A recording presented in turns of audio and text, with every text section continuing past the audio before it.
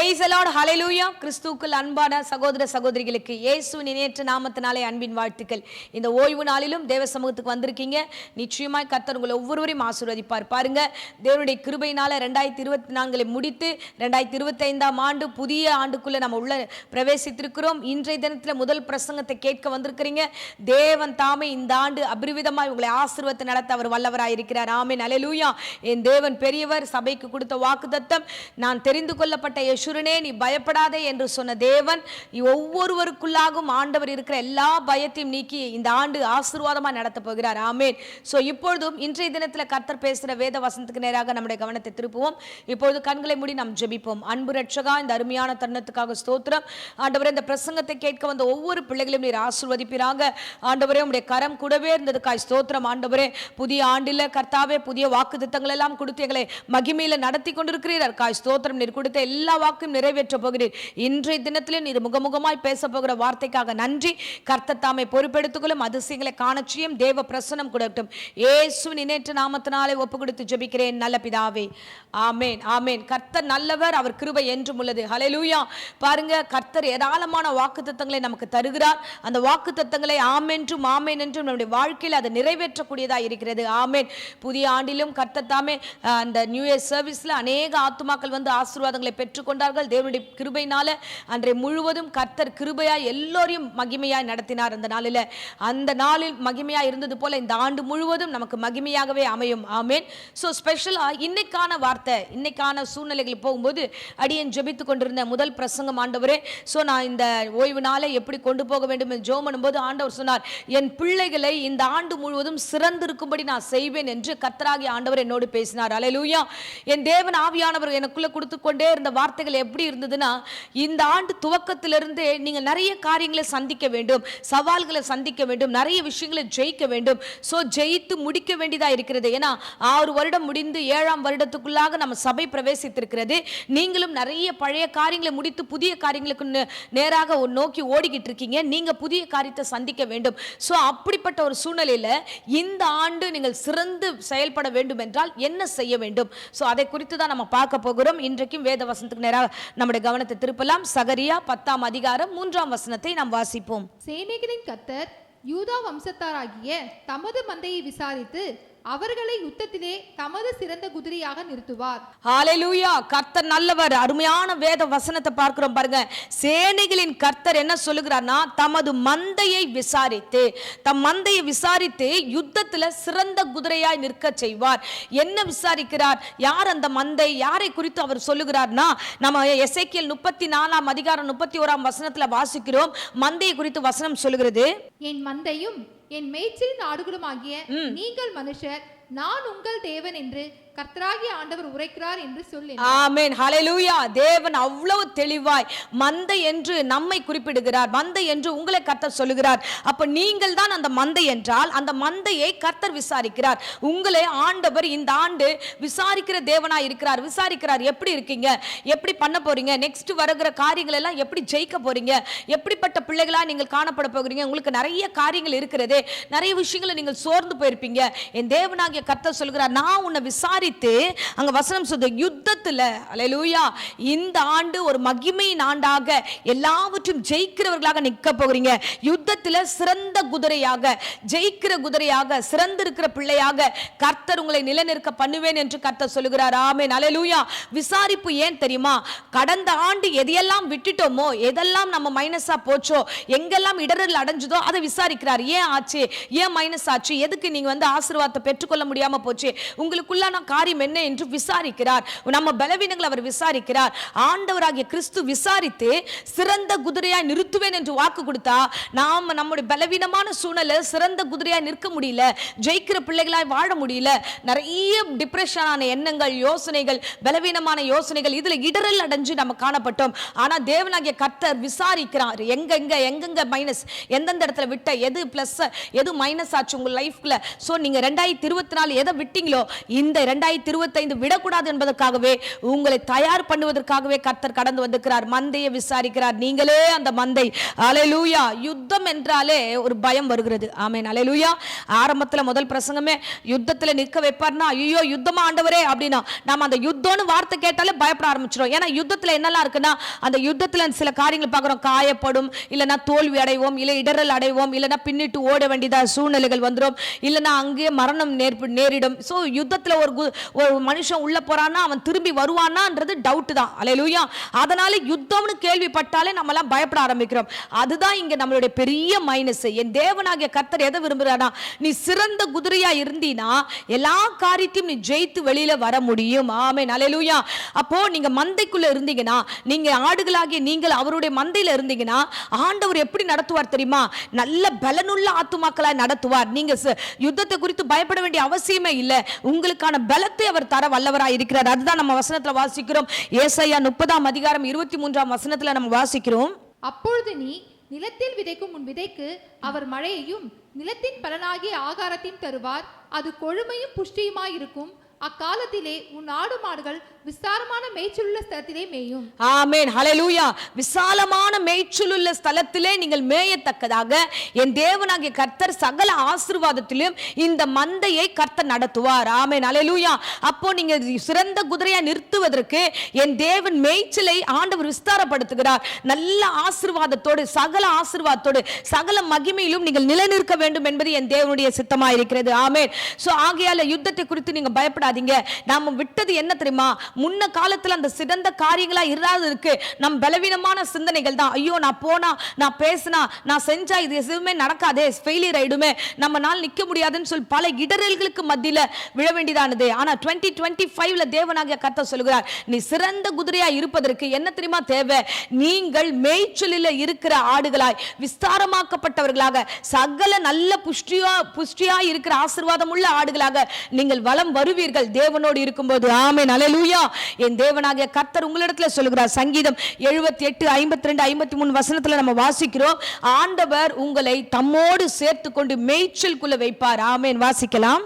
தம்முடைய ஜனங்களை ஆடுகளை போல புறப்பட பண்ணி அவர்களை வனாந்தரத்திலே மந்தையை போல கூட்டிக் கொண்டு போய் அவர்கள் பயப்படாதபடிக்கு அவர்களை பத்திரமாய் வழிநடத்தினார். ஆமென். ஹல்லேலூயா. தேவனாகிய கர்த்தர் கூட்டி சேர்த்து மந்தையில வைத்து உங்களுக்கு தேவையான சகலத்தையும் அவர் செய்ய வல்லவராய் இருக்கிறார். பயப்படாதபடிக்கு தேவனாகிய கர்த்தர் அந்த மந்தையில உங்களை நடத்துவார். ஆமென். நம்ம 2024ல நிறைய விஷயத்தை விட்டதுக்கான காரணம்னா பயம். ஐயோ இவங்க கிட்ட பேசணும், இந்த காரியத்தை முடிக்க முடியாது, இந்த காரியம் செய்ய முடியாது. சில காரியங்கள் பின்னிட்டு போனதுக்கும் இதுதான் காரணம். பயத்தின் ஆவினால நிரப்பப்பட்டிருந்தீங்க.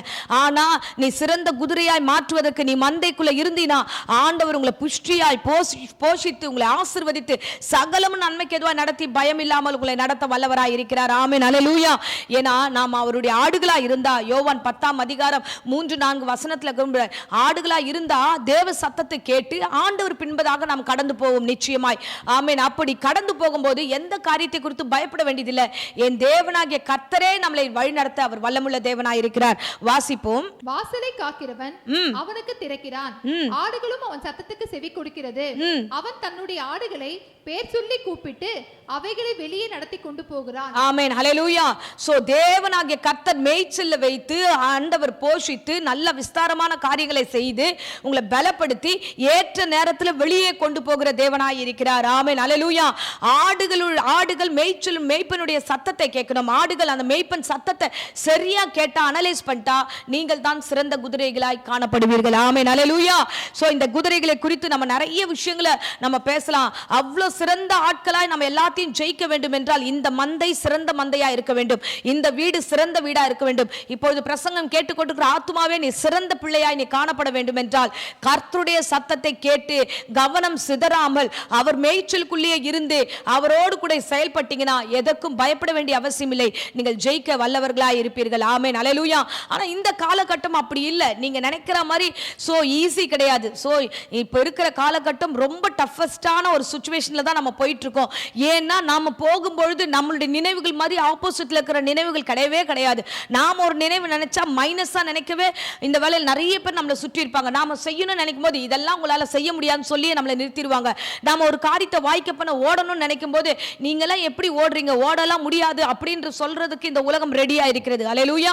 நாம என்ன பண்றோம்னா தேவன் பைபிள் மூலமாய் தேவன் வசனத்தின் மூலமாய் பேசுகிற வார்த்தைகளை கவனமா கேட்காம மனுஷர்கள் பேசுற வார்த்தைகளை இடரல் அடைகிறோம். அல்லேலூயா. சோ தேவனாகிய கர்த்தருடைய சத்தத்தை நாம் கேட்கிற பிள்ளைகளா இருக்க வேண்டும்.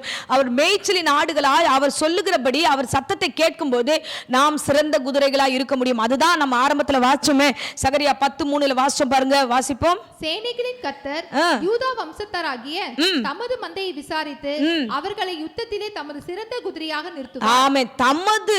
தமது அந்த வார்த்தையை நீங்க அதிகமா நீங்க பார்க்கணும். சோ தமது குதிரை ஆண்டவர் சிறந்து இருக்கும்படி செய்வார், நிற்க வைப்பார்.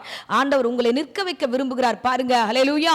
குதிரையுடைய வீரியத்தை பத்தி யோபுல நம்ம நிறைய வாசிக்கிறோம். அந்த இடத்துல பாத்தீங்கன்னா குதிரையை குறித்தது அவ்வளவு திட்டமானது. குதிரை எப்படிப்பட்டது நம்ம வாசிக்கலாம். யோபு 39:19 20 நம்ம வாசிப்போம். குதிரைக்கு நீ வீரியத்தை கொடுத்தாயோ, அதன் தொண்டையின் குமுறலை வைத்தாயோ, ஒரு வெட்டுக்கிளி மிரட்டுகிறது போல அதை மிரட்டுவாயோ, அதனுடைய நாசியின் செருக்கு பயங்கரமாய் இருக்கிறது. அது தரையிலே தாளடித்து தன் பலத்தில் கழித்து ஆயுதங்களை தரித்தவருக்கு எதிராக புறப்படும். அது கலங்காமலும் பட்டயத்துக்கு பின்வாங்காமலும் இருந்து பயப்படுதலை அலட்சியம் பண்ணும். ஆமென், ஹல்லேலூயா. பாருங்க, அந்த குதிரையை குறித்து அவ்வளவு அழகா டெஃபினேஷன் கொடுத்துருக்காங்க. அது தாளடித்து அது கால்ல அப்படி எட்டி குதிச்சு எழுந்து நிற்கும் பொழுது அது யாருக்குமே பயப்படாது. அது முன்னாடி போயிட்டே இருந்துச்சுன்னா முன்னாடி போறவங்கள அது தள்ளிக்கிட்டு போயிட்டே இருக்கும். அந்த குதிரை எங்கேயுமே பின்வாங்கி போகாது. அல்லேலூயா. தேவன் எதோடு சேர்க்கிறார்? ஆடுகளாகிய நம்மை குதிரை கிட்ட கொண்டு போய் சேர்க்கிறார். நீ ஆடுதான், என் ஆடுதான், ஆனா என் ஆடாகிய நீ சிறந்த குதிரையாய் நீ பயணிக்க வேண்டும் என்று தேவனாகிய கர்த்தர் விரும்புகிறார். அல்லேலூயா, ஹல்லேலூயா. கர்த்தர் நல்லவர், எதுக்குமே பயப்படாது. அந்த குதிரையுடைய வீரியத்தை நம்ம ஆண்டவராகிய கிறிஸ்து அவ்விதமாய் அந்த வீரியத்தை அந்த குதிரைக்கு கொடுத்தது போல நமக்கு கொடுக்க அவர் வல்லவராய் இருக்கிறார். அதான் சொல்கிறார், நீ எதுக்கும் பயப்படாத, நீ முன்னோடி போயிட்டே இரு, எல்லா காரியத்தையும் நீ எடுக்கும்படியாக என் தேவனாகிய கர்த்தர் உங்களுக்கு பலத்தையும் கிருபையும் கர்த்தர் கொடுத்து நடத்த வல்லவராய் இருக்கிறார். ஆமென், அல்லேலூயா. போர் அடிக்கிறதுக்கு பயப்படாதீங்க, யுத்தத்துல நிற்கிறதுக்கு பயப்படாதீங்க. ஒரு குதிரையை சிறந்த குதிரையா இருக்கணும்னா அது முன்னதாக எல்லா பயிற்சியும் பெற்றுக்கொண்டு போவது போல கர்த்தருடைய வசனத்துக்குள்ள வளர்க்கிற நீங்க முன்னிட்டு போயிட்டே இருங்க. என் தேவனாகிய கர்த்தர் உங்களை சிறந்த குதிரையாய் அவர் நிற்க பண்ண வல்லவராய் இருக்கிறார். அந்த குதிரையோட ஸ்பெஷாலிட்டி என்ன தெரியுமா? எவ்வளவு பெரிய சேனையா இருந்தாலும் அது ஒண்டிக்கு தான் போகும். தனியா அந்த குதிரை மேல ஒருத்தர் உட்கார்ந்து இருப்பாங்க பாரு, அது போகும்போதே பாத்தீங்கன்னா வீரியத்தோட பாஞ்சுக்கிட்டு அந்த சேனைக்குள்ள அது பாயும். அல்லேலூயா. சோ தேவ பிள்ளைகளாகிய நாமும் அப்படிதான். இந்த உலகத்துல எல்லா பிசாசின் கிரியைகளும் நமக்கு முன்பதாக சேனையாய் வருகிறது. நீங்கள் இந்த 2025ல எல்லா விஷயத்திலும் வீரி கொண்டு சிறந்த குதிரைகளாய் நீங்கள் கடந்து அங்க போக வேண்டும். ஆமென், அல்லேலூயா. வேதாகமத்துல இதை குறித்து ஒரு சாட்சியா நம்ம சொல்லணும்னா தாவீதை குறித்து நாம் அழகா சொல்லலாம். பாருங்க, அல்லேலூயா. சோ தாவீது கோலியாத் இந்த காரியத்தை குறித்து நம்ம நிறைய கேள்விப்பட்டிருப்போம். பெலிஸ்தியர் நாட்டில இருந்து வருகிற கோலியாத் எப்படிப்பட்டனா சேனையோட இருந்தா கூட அவன் சேனைக்கு முன்னாடி நின்னுட்டு எப்படி சொல்லுகிறான் அப்படின்னா, இஸ்ரவேல் சேனைகளோட நிக்கிறான். சவுல் அந்த பக்கம் ராஜாவா இருக்கிறாரு. நின்னுட்டு ஒவ்வொரு நாளும் டெய்லி ஒரு வார்த்தை சொல்றான். நம்ம வாசிக்கலாம் 1 சாமுவேல் 17:10 நம்ம வாசிக்கிறோம். பின்னும் அந்த பெலிஸ்தன், நான் இன்றைய தினம் இஸ்ரவேலுடைய சேனைகளை நிந்தித்தேன், நாம் ஒருவரோடு ஒருவர் யுத்தம் பண்ண ஒருவனை விடுங்கள் என்று சொல்லி கொண்டு வருவான். ஆமென். யாராவது ஒருத்தர் இருக்கிறீங்களா, ஒருத்தனை அனுப்புங்க அப்படின்னு சொல்லி அந்த கோலியாத் ஒவ்வொரு முறை சவுலை பார்த்து பேசுவான், அந்த சேனையை பார்த்து பேசுவான். ஒவ்வொரு முறை வருவான், ஒரு ஆள் இல்லையான்ட்டு. அல்லேலூயா. என் தேவனாகிய கர்த்தர் இந்த இடத்துல அழகாய் சொல்லுகிறார். தாவீது என்ற சிறு பையன் அந்த இடத்துல வரான், வாலிபன். அவன் அந்த கோலியாத்துக்கு முன்பதாக அவன் நிற்கிறான். அவன் உள்ள வருகிறான், அந்த சேனைக்கு வருகிறான். அவங்க சகோதரர்களை பார்க்கிறதுக்காக அவன் வரான். அங்க வரும்பொழுது ஒவ்வொரு முறையும் இது என்ன ஒரு ஆச்சரியமா இருக்கு, சேனைகள் எல்லாம் அப்படி நிக்குதே, எந்த யுத்தமும் நடக்கலையே இந்த களத்துல, கோலியாத் இப்படி கத்திட்டு போறானேன்னு சொல்லிட்டு விசாரிக்க ஆரம்பிக்கிறான். அவன் விசாரிக்கிறான். அந்த சின்ன பையனுக்குள்ள இருக்கிற தைரியத்தை பாருங்க. சகோதர பார்த்துட்டு போயிடலாம், ஐயோ யுத்த காலம், அம்பு பட்டுச்சுன்னா நம்ம செத்துருவோம், அங்க ஏதாவது நடந்ததுன்னா நமக்கு பெரிய காயம் ஏற்படும், எதுக்கு நமக்கு இந்த வம்பு, அண்ணன்கள்லாம் இருக்காங்க அவங்க பார்த்துக்கிட்டோன்னு சொல்லிட்டு அவன் தாவீது அப்படி போகல. அவன் என்ன தெரியுமா பண்றான், எதிர்கொண்டு அங்க இருக்கிறவங்க கிட்ட பேசுறான். ஏன் நீங்க எல்லாம் நிக்கிறீங்க, ஏன் யுத்தத்துக்கு போக மாட்டீங்க, ஏன் இப்படி பண்றீங்க, ஒவ்வொன்றா கேட்டுக்கிட்டே வந்துட்டு எப்படியாவது என்ன நான் ராஜாவை பார்க்கணும், எப்படியாவது நான் போய் ராஜா கிட்ட பேசணும் போது இவன் சொல்லுகிறதெல்லாம் போய் வேலைக்காரன் போய் ராஜா கிட்ட சொல்றான், சவுல் கிட்ட இப்படி ஒரு வாலிபன் இருக்கான், அவன் வந்து தனியா போய் யுத்தம் பண்றேன்னு சொல்லும்போது அந்த இடத்துல சவுல் என்ன தெரியுமா சொல்லுவாரு, வாசிக்கலாம் 1 சாமுவேல் 17ஆம் அதிகாரம் 31-32 வசனங்களை நாம் வாசிப்போம். தாவீது சொன்ன வார்த்தைகளை அவர்கள் கேட்டு அதை சவுலின் சமூகத்தில் அறிவித்தார்கள். அப்பொழுது அவனை அழைப்பித்தான்.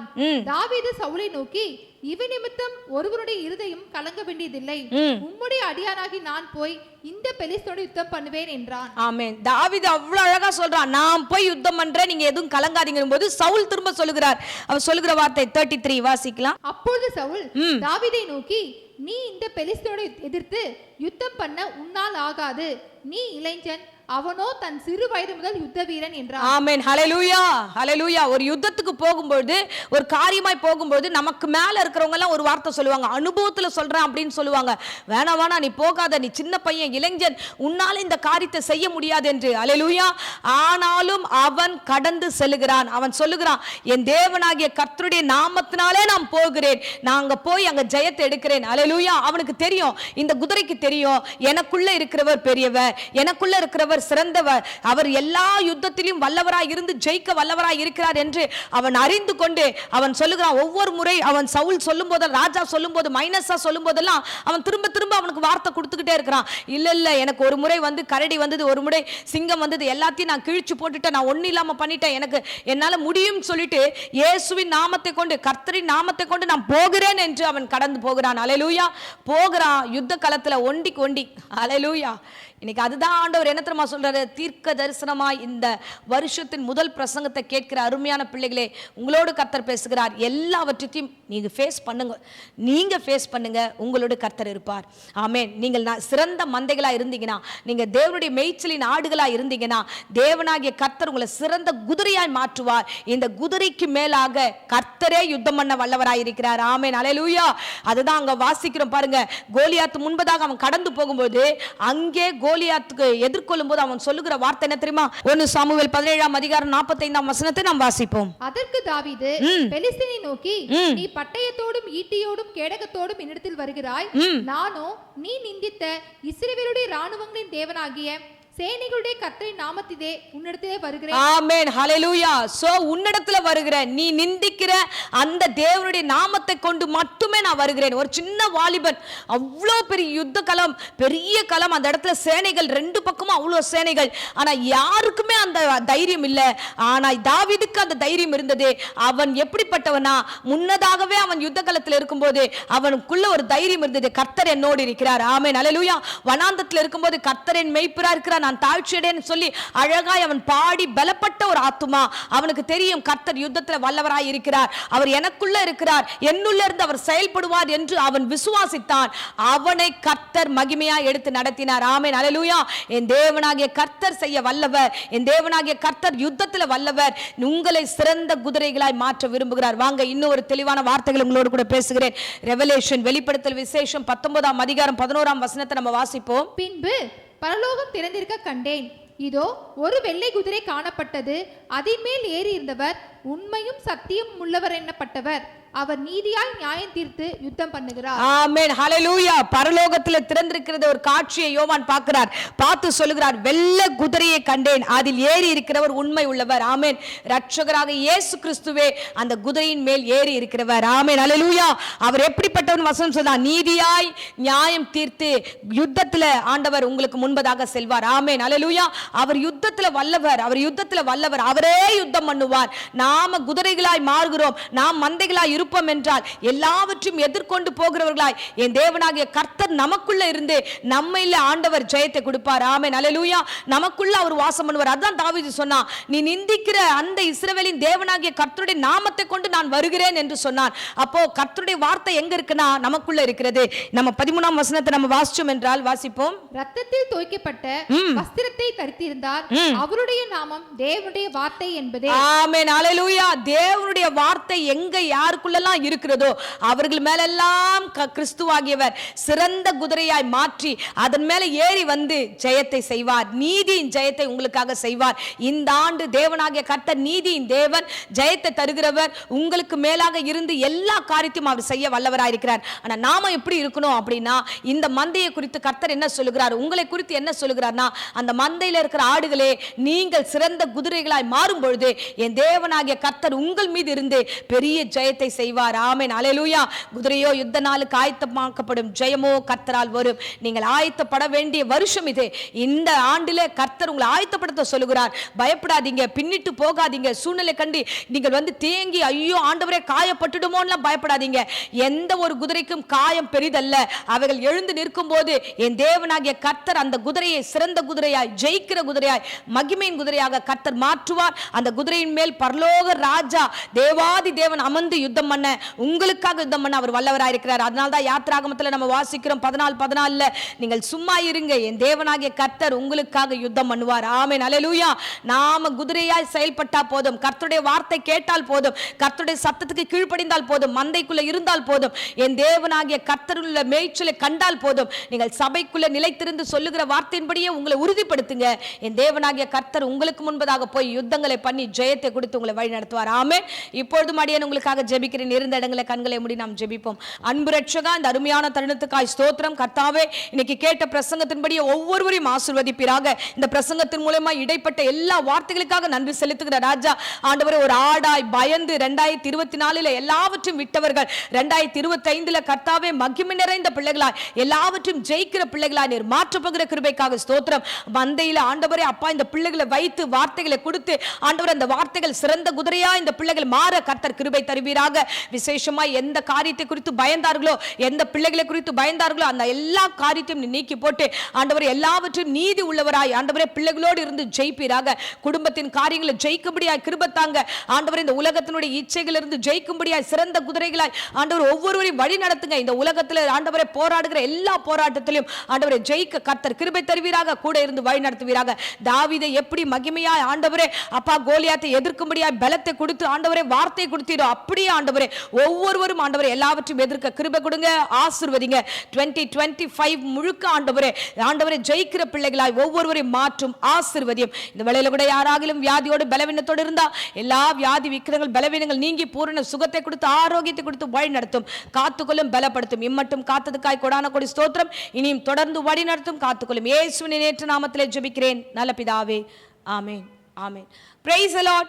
God bless you.